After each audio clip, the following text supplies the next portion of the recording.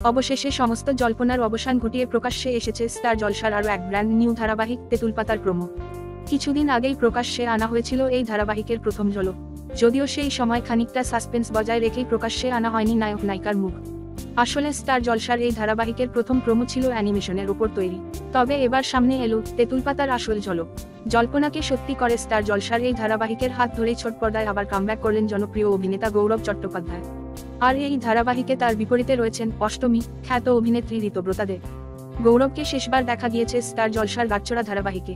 অন্যদিকে কিছুদিন আগেই জি বাংলার পর্দায় শেষ হয়েছে ঋতব্রতা অভিনীত অষ্টমী ধারাবাহিক।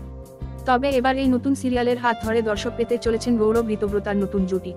প্রোমোতে দেখা যাচ্ছে ধারাবাহিকের নায়ক ট্রেনের গেটের সামনে দাঁড়িয়ে রয়েছেন, আর তখনই সবে ছাড়ছে ট্রেন।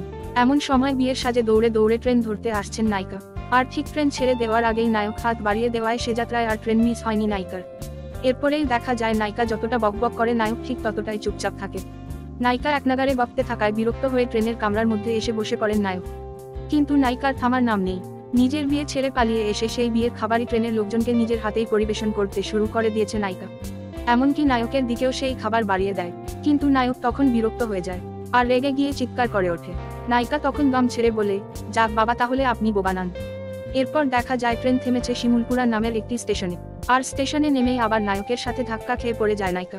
জানা আছে একান্নবর্তী পরিবারের সুখ দুঃখের কাহিনী নিয়ে তৈরি হবে এই ধারাবাহিকের গল্প। তবে গল্পের সাথে বলিউডের জব উই মেট সিনেমার মিল পাওয়ায় তা নিয়ে সোশ্যাল মিডিয়ায় চলছে তুমুল ট্রোলিং।